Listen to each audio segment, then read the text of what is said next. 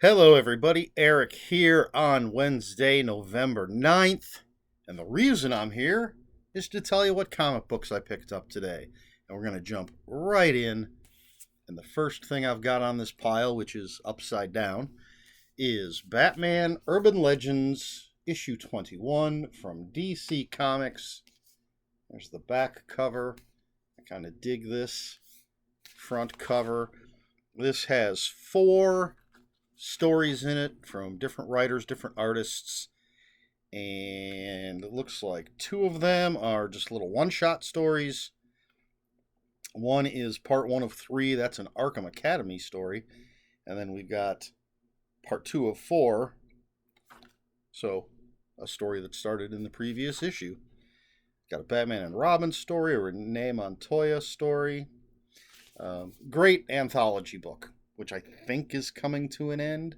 I think there's a new title that's going to replace it. Not 100% sure, but that's what I gathered from the latest previews. Next up, Moon Knight 17 from Marvel Comics. And it looks like he's fighting a lion. And I do not know who this person is right here. But one of my favorite characters. This has been a good series so far. And then we have Heart Eyes, number 3 from Vault Comics. I have no idea what's happening here. A little Doctor Strangelove homage, I suppose, but it's a weird post-apocalyptic story with monsters. It was like a monster apocalypse, not a nuclear apocalypse, so I don't know what's going on. I'll find out when I read it. All right, this is a flip book. This is Shock Shop number 3 from Dark Horse, written by Cullen Bunn. And it's got 2 different stories with this woman as sort of the Crypt Keeper type, Elvira type, introducing some spooky stories. I think that's... will it tell me on the cover? No, but I think it's only 4 issues. And then the last of the floppies, we have The Nice House on the Lake, book 11 from DC. It's a Black Label book, and it is the penultimate issue. And it'll be interesting to see how it all ends. This crazy, another kind of possibly post-apocalyptic. It seems to be, but not everything is as it seems. But it's been a really good book. James Tynion IV. That's how I say his name. I've heard people say Tynion. I say Tynion. I don't know. Great writer. Great story. All right. Let's see. I want to put this one last. So we're going to rearrange these. Okay. We have New Mutants by... what do they call it? Well, it's New Mutants Volume 3, but technically it's Volume 5. Does this have a subtitle? It doesn't. It's just New Mutants Volume 3. I've talked about this before, how this current run, like the first 10 issues were written by 2 different people, kind of 2 different storylines.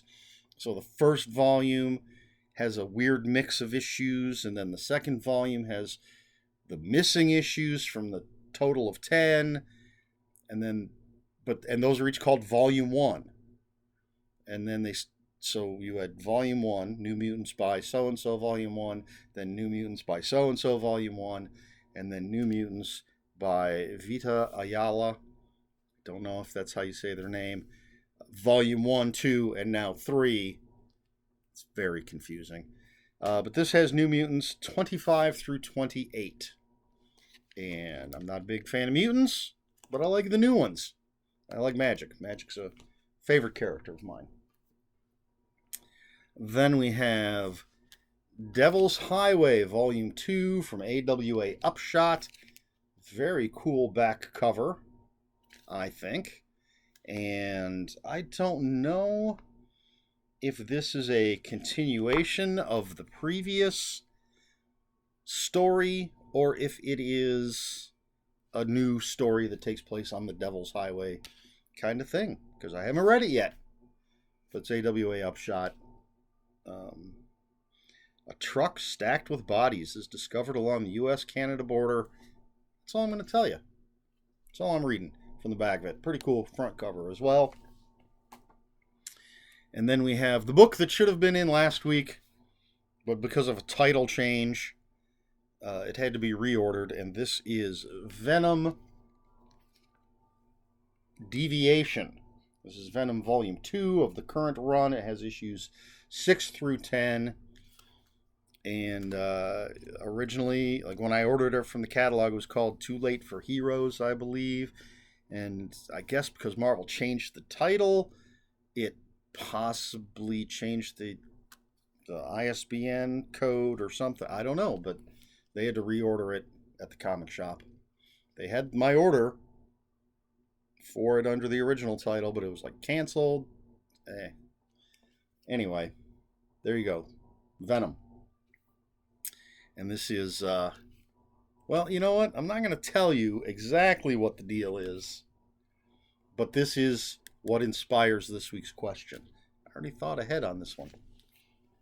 And then finally, so this book is one of the earliest things that I ordered at the comic shop.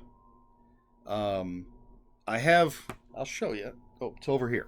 I have this notebook. I may have shown this before. That's upside down. I have this notebook that I put my order in because there's you've seen it, the previews, the Marvel previews, the DC previews. And so I go through those, and then I write down my order. Let's find. So I write down my order, and then I email it to the comic shop, and as stuff comes in, I cross it off. And so, let's see. If we go backwards, because I put down the month, so that is, we've gone back a year already. And if we keep going,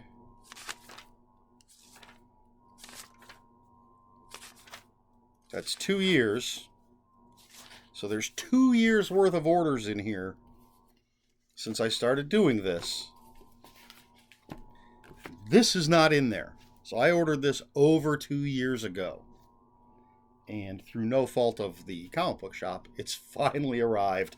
This is Warlord of Mars Attacks. It's John Carter versus the Martians from Mars Attacks. That back cover is fantastic. John Carter versus Mars Attacks. Ack. I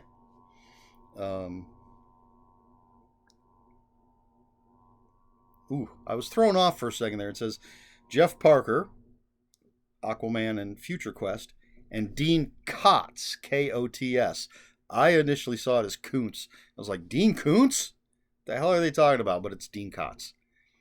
Invite you to behold the battle between the dashingly heroic John Carter of Mars and the never-endingly power-hungry little green men of Mars Attacks. Collects issues 1 through 5 of Warlord of Mars Attacks. I was very excited to see this on the invoice last week, and happy to have it.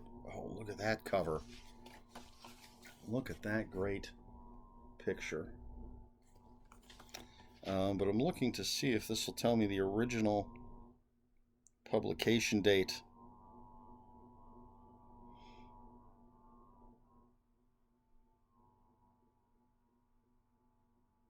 A lot of small print. Warlord of Mars Attacks Volume 1, first printing, contains materials originally published in magazine form as Warlord of Mars Attacks Volume 1, 1 through 5.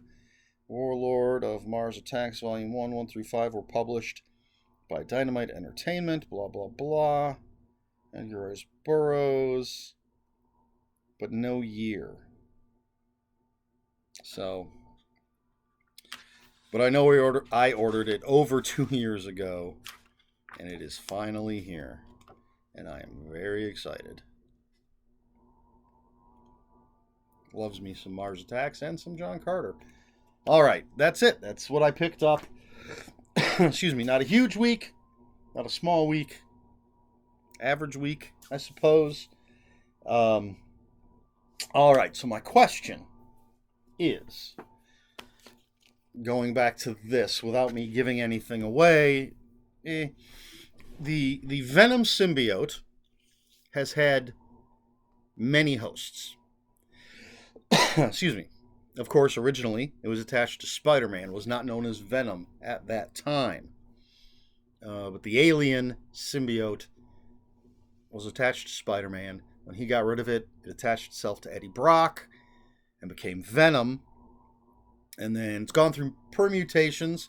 I don't know all of them. I do know at some point when it was Agent Venom and had been captured, the symbiote had been captured by the government. Flash Thompson, Peter Parker bully and Spider-Man fan, and war veteran who's missing a leg, volunteered, and so they would put the symbiote on him. He would become Agent Venom to go out on missions, and he had to get back to the government facility and get the suit off, the symbiote off within 24 hours, I believe it was, or it would like take him over or something. But it's attached. It has attached itself to other people. So, my question is, actually doesn't necessarily have to do with Venom, but it is, what is your favorite or least favorite change made to a character? I don't know if that's the best way to put it. What is your favorite or least favorite iteration of a character? You could go with, there have been different versions of Ghost Rider. Of course, we were introduced to Johnny Blaze originally, and then Danny Ketch became a Ghost Rider, and then Robbie Reyes, I think is his name, has been a Ghost Rider, and they've all sort of not necessarily been the same character because they've coexisted at the same time. And of course there's Peter Parker Spider-Man and Miles Morales Spider-Man. For a while Ben Reilly was Spider-Man. Those are some examples, but I think a better example, besides the Venom, because it's the same, those examples, the Ghost Rider and the Spider-Man, are different people. Well, I guess technically it is different people with Venom. I was going to say, because it's the same symbiote, just on different people. But one of the examples I thought of was Superman. And I believe it was after the death of Superman, after he came back, some stuff went down, and he split into Blue Superman and Red Superman. I think I'm remembering this correctly. It was a long time ago. And like Blue Superman had weird electric powers, and I don't remember what Red Superman had. So that was just like a weird thing to do with Superman. The Hulk, you've had there was the Savage version of the Hulk, and there's the gray Joe Fixit version of the Hulk, where he was like a gangster type in Vegas, and then you had Professor Hulk, which has become well known. I don't want to say popular, because of the movies. I really liked Professor Hulk, but Peter David was writing it. And Peter David's a great comic book writer. He also wrote Joe Fixit, but I wasn't reading the Joe Fixit stuff. But he's doing a new Joe Fixit miniseries. But so you've had those different versions of the Hulk. I really liked Professor Hulk, as I said. Ghost Rider, I like Johnny Blaze. I liked Danny Ketch well enough. Didn't really read. The only Robbie Reyes that I've read is him in the early current run of the Avengers. I don't know if he's still part of the team because I'm behind. But hopefully you get what I'm talking about. Just different versions of the same character. Are there versions like, is there a character that you loved and then they did something crazy with them and you were like, oh, this is horrible? The Punisher. Before Garth Ennis had his wonderful run on The Punisher, Christopher Golden, I believe, of all people, did a mini-series where the Punisher was an emissary of God. He was like some sort of angel figure with magic powers. I never got to read it. I was not reading The Punisher at the time. I came back to The Punisher for when Garth Ennis took over. I'm like, oh yeah, I'm reading that. But there was just that weird 4 or however many issues where the Punisher was an angel. And Garth Ennis, like in the very first issue of his run, I think, kind of made fun of that. It could be an interesting story. I have not read it. And there was another one that I was gonna... Oh, another Punisher. He was blown up or something. This I do want to read, but he was Franken Punisher? I forget what they called him. But he was all like stitched back together and brought back to life. It was like a cross between the Frankenstein monster and Punisher. I did not like, there was a time when they gave Shang-Chi superpowers. I don't remember what they were. And it happened during the time that I was not buying comics. But one of my favorite things about Shang-Chi was he was just the greatest martial artist. He had no superpowers. He was just the best at being a martial artist. And then they gave him some weird superpowers for some reason. And then they kind of stripped him of that, I think. But now he's back to having like the 10 rings. So he doesn't himself like physically have superpowers, but he has something that gives him powers. I think, because I'm not currently reading it. I'm waiting for the trades. Wasn't a fan of that. So, yeah, I'm just trying to think. Captain America becoming a werewolf. Not the greatest story. Took place at a bad time, but I love the idea of it. I would love to see another Cap werewolf story by a good writer and a good artist. Marvel's done Marvel Zombies. DC has done zombies and vampires. Let's see our heroes turning into werewolves. That's what I want next. All right, is that enough examples? I don't know. But let me know what you think. Do you not like it when they change the character? Do you like your character to stay pretty much status quo? Or do you like to see these changes? What changes have you liked? What haven't you liked? Let me know in the comments below. And if you have any comments, questions, or corrections, please put those in the comments below. Comments are open for spoilers. Just post spoiler warning. We try to be polite here on my channel. Please like, share, and subscribe. All the YouTube stuff. If you care to follow me on social media. As of this recording, I am still on Twitter at Ronin5757. On Instagram, where I post pictures of books, comic books, board games, and fuzzy animals.